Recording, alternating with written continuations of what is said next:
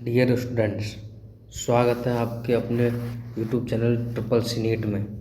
आशा करता हूँ आप सभी ठीक होंगे और आप स्वस्थ भी होंगे। तो आज की क्लास में हम लेकर आए हैं एक नया टॉपिक, जो कि principle of inheritance and variation, जो वंशानुगति तथा विविधता के सिद्धांत हैं। उसके इस टॉपिक के हम सारे MCQ करने वाले हैं, जो नीट 2025 के लिए very important question, very important topic है। तो आइए हम इसका, और शानदार भी, और आइए हम इसका करते हैं पहला क्वेश्चन। मेंडल ने स्वतंत्र रूप से प्रजनन करने वाले मटर के पौधे की कितनी किस्मों को युग्मों के रूप में चुना, जो विपरीत विशेषज्ञों वाले एक लक्षण के अलावा एक समान थी। यानी कि उसने कहा कि उसने कितने लक्षणों को यहाँ पर चुना है, जो कि उसके विपरीत कितने हो गए। कि हम देखा कि कितने चुने, तो उसने कि जैसे लम्बा लम्बा फूल की स्थिति, फली का रंग, फली का आकार, फूल का आकार, फूल की रंग, बीज का रंग। यानी कि उसने 7 लक्षण चुने थे। अब उसके उसने क्या पूछा, जो विपरीत विशेषज्ञों वाले लक्षण हैं, यानी कि उनके विपरीत कितने हो गए, 7 के 1 का 2 एक विपरीत होता है, 7 के 14। तो हमारा क्वेश्चन है, इसमें आंसर है बी, यानी कि 14। अगला क्वेश्चन है, निम्न में से मटर के कौन से लक्षण पर मेंडल द्वारा अपने प्रयोग में विचार नहीं किया गया। यानी ऐसा कौन सा लक्षण है जिसने मेंडल ने नहीं दिया, उस पर विचार नहीं किया गया। तो अभी हमने बताया कि जैसे पौधे की लंबाई, फूल की स्थिति, फली का रंग, फली का आकार, फूल का रंग, बीज का आकार और बीज का रंग। तो इसमें क्या है कि त्वचा यानी तना लंबा बौना दिया था, बीज हरा व पीला दिया, फली व फूली दी थी, लेकिन त्वचा रूम यानी ये त्वचा रूम वाला नहीं दिया। यानी कि उसने, ये हमारा रॉन्ग है, बी। अगला क्वेश्चन है कि निम्नलिखित में से कौन सी अवधि मेंडल के संकरण के प्रयोग की थी। यानी कि मेंडल ने जो संकरण किए थे वो कितने वर्ष और कौन सी अवधि के बीच कौन सा सन था, तो उसमें आएगा, यानी कि उसने 7 वर्ष तक प्रयोग किए थे, जिसकी अवधि थी 1856 से 1853 वो 63 तक। तो हमारा ऑप्शन आएगा ए। अगला क्वेश्चन है हमारा, मटर के पौधे पर अपने आदर्श प्रयोग में मेंडल ने किसका उपयोग नहीं किया। यानी कि वही क्वेश्चन है अभी पिछले वाला, कि कौन सा नहीं चुना उसने। तो फली की लंबाई, फली का रंग और आकार चुना था, लंबाई नहीं। बीज का आकार चुना, पुष्प की स्थिति, बीज का रंग। तो इसमें हमारा ऑप्शन आएगा ए, यानी फली का रंग। अगला क्वेश्चन हमारा,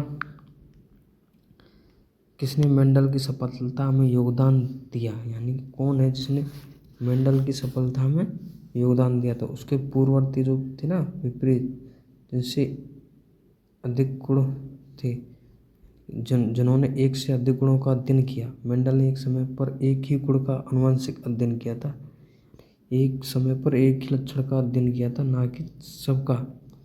पर जब तो उसके 7 आए ना, 7 वर्षों के 7 लक्षण, तो एक वर्ष में एक लक्षण। तो उसमें आएगा डाटा गुणात्मक विश्लेषण नहीं, विभिन्न अनुवंशिक विशेषों का अध्ययन, उसकी जीव विज्ञान की जानकारी, या एक बार में एक ही लक्षण का अध्ययन, विश्लेषण। तो हमारा आएगा डी, विश्लेषण वाला। अगला क्वेश्चन है, जनकों द्वारा युग्मकों का उत्पादन, युग्मक का निर्माण F1 और F2 पीढ़ी है, उनमें पादपों को निम्नलिखित में से किस चित्र द्वारा समझाया। पंचवर्ग, नेटवर्क, पन नेटवर्क या बुलेट वर्ग। तो हमने इसमें बताया था कि इस प्रकार से स्क्वायर किया। स्क्वायर में क्या है, जैसे इधर टी, इधर स्मॉल टी, इधर स्मॉल टी, वो कैपिटल टी से। तो इसका आएगा, ये होता है पुन्नेट वर्ग, यानी कि स्क्वायर जिसे कहते हैं पुन्नेट वर्ग। ऑप्शन आएगा सी।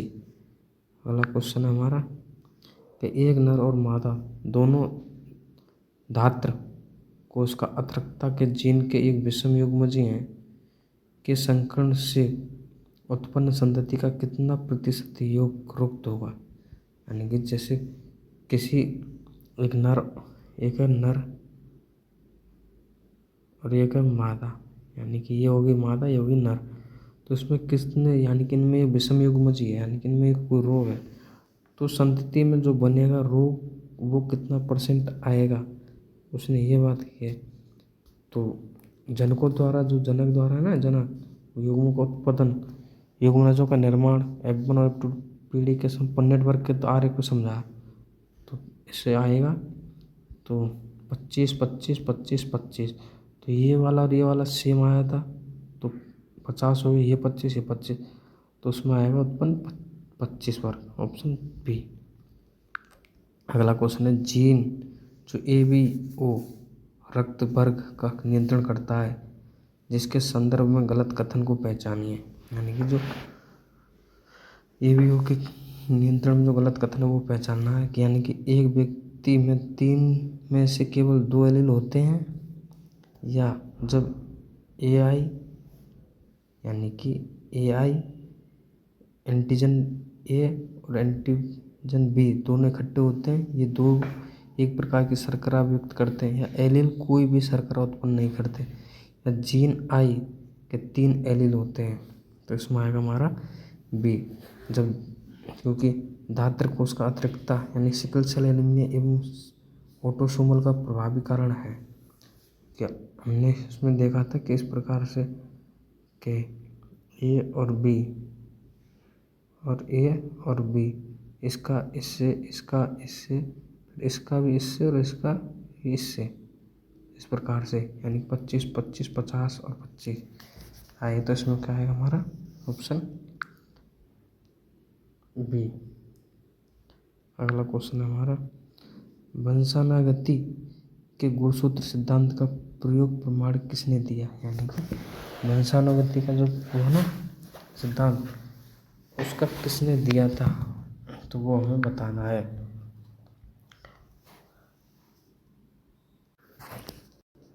यानी कि option A Sutton, Boveri, Morgan या मेंडल।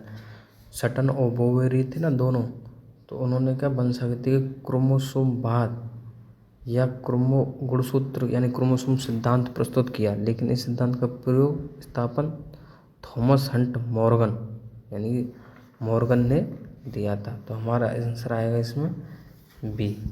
यानी कि जो सटन और बोवेरी थे ये, इन्होंने तो वंशानुगति क्रोमोसोमवाद दिया था, यानी या फिर गुणसूत्र सिद्धांत, लेकिन जो प्रयोग सत्यापन किया ना वो था मॉर्गन यानी थॉमस हंट मॉर्गन। अगला क्वेश्चन आएगा हमारा ऑप्शन है सी। अगला क्वेश्चन है कि आनुवंशिक मानचित्र के निर्माण के लिए कौन सी मानचित्र इकाई सेंटीमॉर्गन अपनाई गई थी। यानी कि उसने कौन सी मॉर्गन सेंटीमॉर्गन अपने ही नाम के लंबो किया था इकाई। तो 50% क्रोम 50 क्रॉस ओवर को निरूपित करते हुए गुणसूत्रों पर जीनों के मध्य की दूरी की एक इकाई, या 10% क्रॉस ओवर को निरूपित करते हुए 2 अभिव्यक्त जीनों के मध्य दूरी, या फिर 100% क्रॉसिंग ओवर को निरूपित करते हुए 2 अभिव्यक्त जीनों के मध्य दूरी, या फिर 1% थी। तो उसमें क्या गुणसूत्रों में उपस्थित जो विभिन्न जीन होते हैं ना, उनके बीच की सापेक्ष दूरी को रेखीय या ग्राफिक चित्रण यानी आनुवंशिक मानचित्र भी कहते हैं, या फिर कहते हैं। तो 1% क्रॉसिंग ओवर को निरूपित करते हैं जब, तो 2 संलग्न जीन यानी एक मानचित्र इकाई यानी कि मैप यूनिट और सेंटीमॉर्गन कहते हैं। या तो एक के लिए यानी एक क्रॉस ओवर को निरूपित करने के लिए क्या था, या तो एक मैप यूनिट या फिर एक सेंटीमॉर्गन। तो ऑप्शन आएगा हमारा डी। अगला क्वेश्चन है, जीनों के बीच दूरी के मापन के रूप में एक ही गुणसूत्र एक जीन युग्मों के बीच पुनर्योजन की आवृत्ति की व्याख्या किसके द्वारा की गई थी। यानी कि सटन, बोवेरी, मॉर्गन, या फिर ग्रेकर जॉन मेंडल या एल्फ्रेड स्टुअर्टन। तो इसमें क्या टी.एच. मॉर्गन ने संलग्नता का वो दिया, संलग्नता नाम दिया, और जिसके अनुसार संलग्नता यानी कि जो गुणसूत्र पर जीन होते हैं ना भौतिकी संयोजन द्वारा, तो जो पुनर्योजन पीढ़ी के यानी कि जीन संयोजन कहते हैं उसे, जीन संयोजन। और जो कि टी.एच. मॉर्गन तो संलग्नता वाला दिया, और जो अल्फ्रेड ने द्वारा जीन के बीच की दूरी का मापन के रूप में एक ही गुणसूत्र पर जीन युग्मों के बीच पुनर्योजन की आवृत्ति की व्याख्या की। तो हमारा आएगा इसमें डी यानी कि अल्फ्रेड। अगला क्वेश्चन है हमारा, मानव में त्वचा रंग की वंशावती किसका एक उदाहरण है, यानी कि जो त्वचा होती है ना उसका किसका वंशानुगति है, यानी कि सहप्रवरता, गुणसूत्र विपतन, बिंदु उत्परिवर्तन या बहुजीनी वंशागति। यानी कि बहुपरिवर्तन यानी पेलियोट्रोपिक एलील होते हैं ना, यानी कि बहु प्रभावित जीन, एक ही जीव में एक से अधिक प्रभाव होती है, प्रभाव दर्शाते हैं। उदाहरण के लिए जैसे सिकल सेल एनीमिया होता है ना, जो एक ही जो एलील होते हैं एरिथ्रोसाइट में विरूपण यानी करता है उसके लिए, यानी कि आसानी से फटने का कारण बनता है। तो ऑप्शन आएगा हमारा इसमें डी, बहुजीनी वंशानुगति। अगला क्वेश्चन है हमारा, एक बहुप्रभावी जीन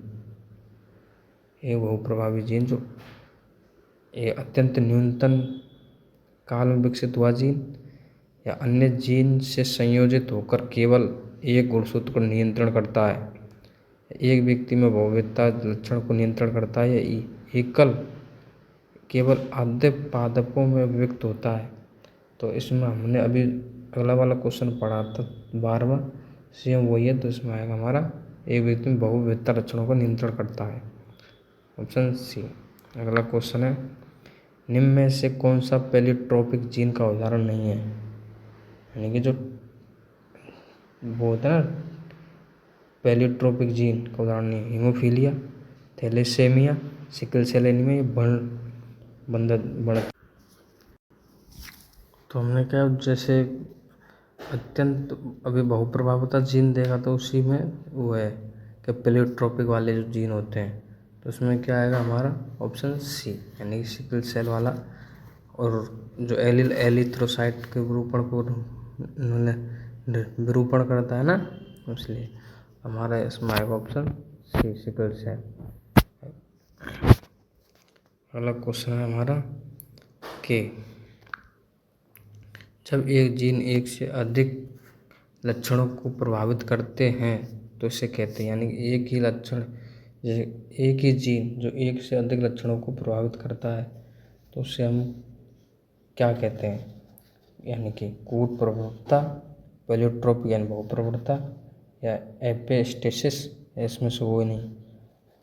तो हमने अभी देखा कि बहुप्रवणता जो होता है वो एक से अधिक लक्षणों को प्रभावित करता है, जैसे कि टिड्डा होता है, उसके प्रकार लिंग निर्धारण का एक उदाहरण है, जिसमें नर से अलिंग क्रोमोसोम के अतिरिक्त केवल एक एक्स क्रोमोसोम होता है, जबकि मादा के पास एक्स क्रोम को पूरा करते एक जोड़ा होता है। यानी जैसे मानव में भी है कि एक तो होता है एक्स और एक होता है वाई, जबकि मादा में डबल एक्स होता है। तो इसका ऑप्शन आएगा हमारा बहुप्रभाविता यानी कि सी, बी। अगला क्वेश्चन है एक्सओ एक गुणसूत्र के प्रकार का लिंग निर्धारण किस में पाया जाता है।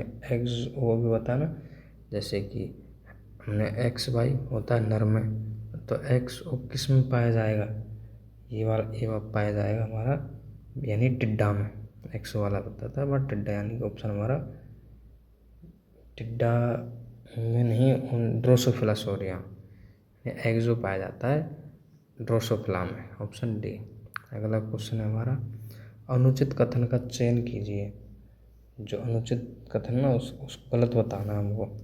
मानव नरों में एक लिंग गुणसूत्र दूसरे की अपेक्षाकृत बहुत छोटा होता है। नर फलमक्खी विषम युग्म होते हैं। नर टिड्डों में 50% शुक्राणुओं में केवल गुणसूत्र नहीं होते हैं। या पालतू मुर्गों में संतति का लिंग शुक्राणु के प्रकार के निर्धारण निर्भर करता है या अंडाणु पर। तो जो पक्षियों में जो पालतू मुर्गे होते हैं ना, उनमें नर में एक होमोफॉर्मिक लिंग रहता है, यानी होमोफॉर्मिक लिंग, जैसे कि होमोफॉर्मिक लिंग जो होता है उसके बारे में, जैसे पालतू मुर्गे होते हैं जो उनमें नर में 2 होमोफॉर्मिक लिंग पाए जाते हैं, जैसे कि ए प्लस जेड और जेड। और मादा में 2 हेटेरोमॉर्फिक पाए जाते हैं, जबकि ये तो भी नर के और मादा में पाए जाते हैं ए प्लस जेड डब्लू। ये होते मादा के और ये होते हैं नर के मुर्गों में। और नर केवल एक ही प्रकार के गुणसूत्र एक्स प्लस जेड और मादा 2 प्रकार के होते हैं ए और जेड डब्लू। तो इसमें क्या है, जो होते हैं संतति होते हैं, जो संतति का लिंग निर्धारण अंडे के प्रकार पर होता है ना, शुक्राणु द्वारा निषेचन होते हैं। तो इसमें होते हैं मुर्गे का। तो इसमें आएगा हमारा ऑप्शन डी, यानी कि मुर्गे वाला। अगला क्वेश्चन है हमारा, ड्रोसोफिला में लिंग निर्धारण किससे होता है? यानी ड्रोसोफिला होती है, उसमें लिंग निर्धारण किसके द्वारा होता है? ऑटोसोम के समुच्चय के प्रति एक्स गुणसूत्र की संख्या का उधार अनुपात, एक्स तथा वाई गुणसूत्र से, या फिर एक्स गुणसूत्र के जोड़े तथा ऑटोसोम के जोड़ों के बीच के अनुपात से, इससे कि क्या अंडा निषेचित है या अनिषेक जनन विधि से परिवर्तित होता है। तो इसमें आएगा जो एक्स गुणसूत्र के जोड़े होते हैं ना, ऑटोसोम।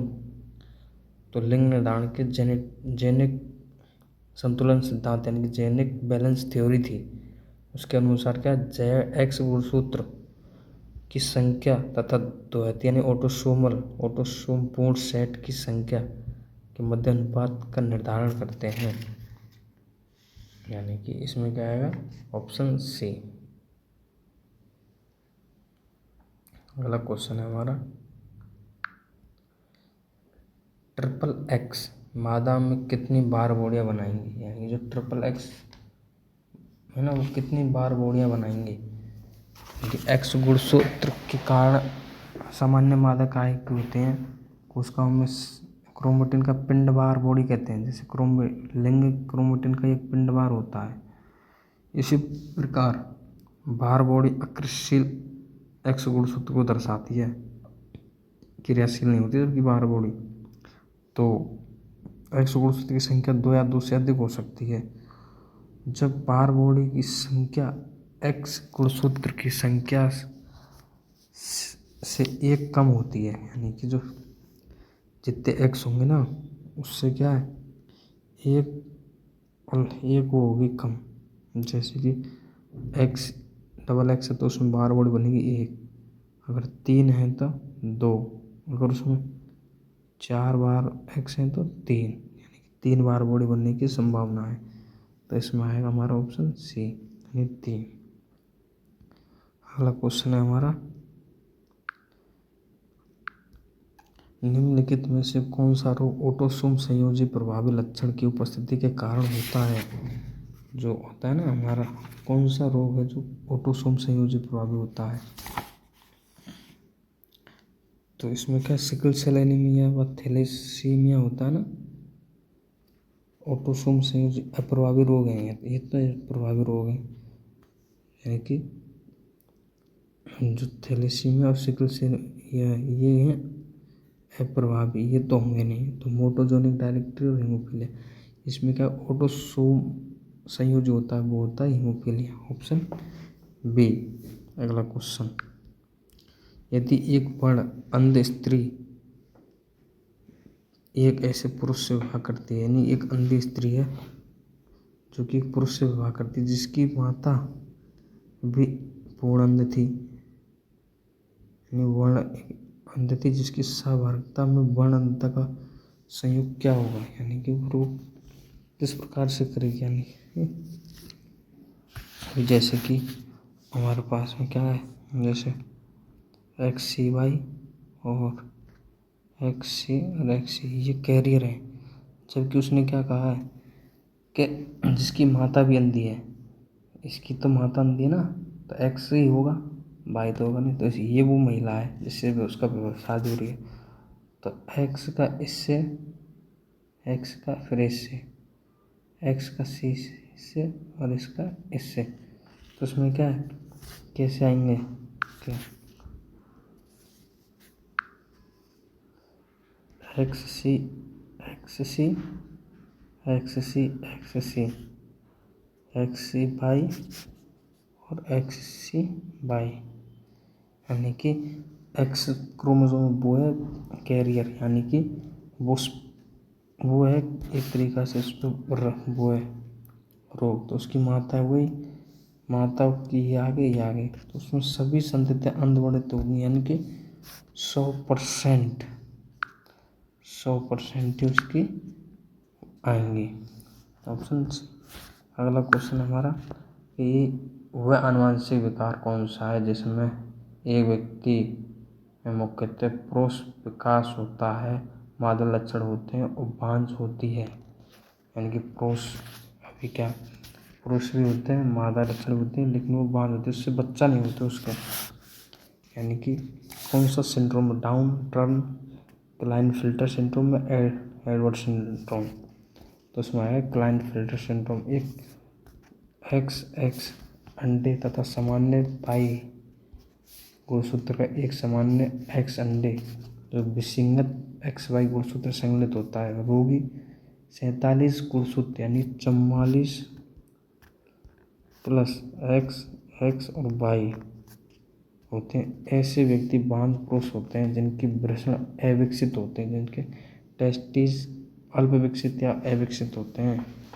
मानसिक विकास कम होता है उनमें, संपूर्ण शरीर पर बाल होते हैं और पैर लंबे भी होते हैं, महिलाओं के समान कुछ लक्षण ऐसे भी होते हैं जिससे गाइनोकोमैटियास, जैसे कि उनके छाती का फूलना या फिर उनके जैसे लक्षण आना, तो इसमें आएगा हमारा क्लाइनफिल्टर सिंड्रोम।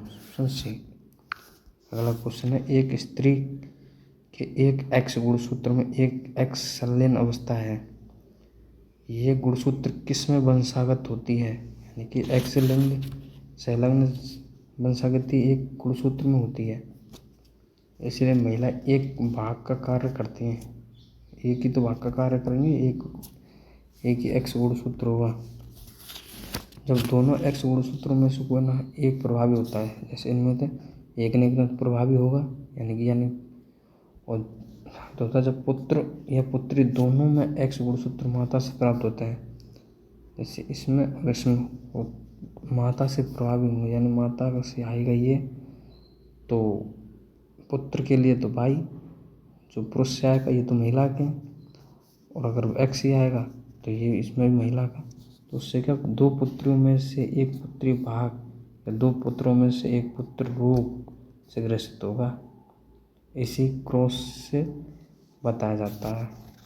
अभी जैसे किया था उसने कहा कि जैसे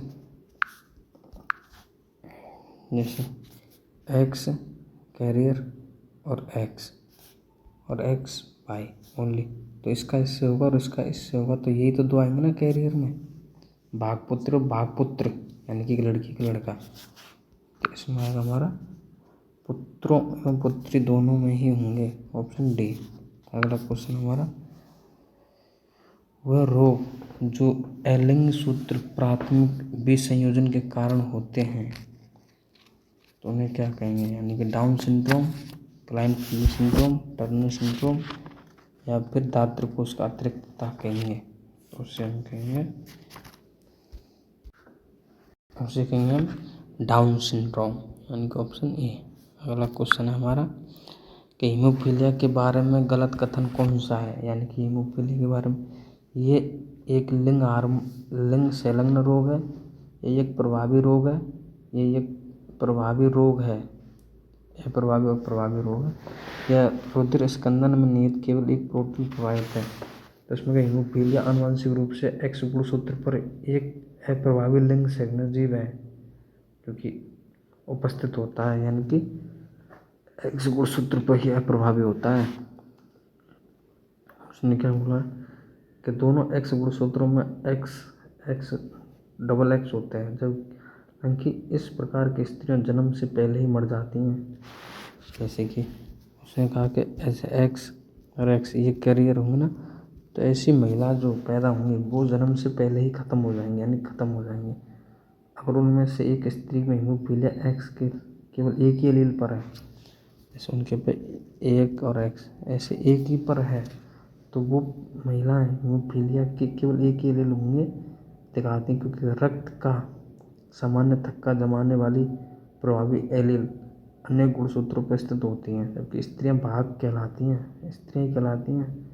पुरुष पे भी हो सकता है XX पर, क्योंकि महिलाओं का हीमोफीलिया की संभावना बहुत कम होती है, जबकि स्त्रियों के हीमोफीलिया होने की संभावना बहुत कम होती है, जबकि पुरुष अधिक होते हैं। तो संयुग्मन होता है तो उसके पिता को हीमोफीलिया और माता को कम से कम भाग होने की ज़रूरत होती है। इसमें आएगा हमारे, यानी कि यही एक प्रभावी रोग है कि X अप्रभावी है, जबकि ये क्या अप्रभावी है, ऑप्शन सी। तो अब सी। तो आशा करता हूँ आपको बहुत अच्छी क्लास लगी होगी, और हमने आज एक नया टॉपिक को पूरा कर लिया है जो कि जेनेटिक्स से बहुत ही रिलेटेड है। जेनेटिक्स का ही किया है, principle of inheritance and variation.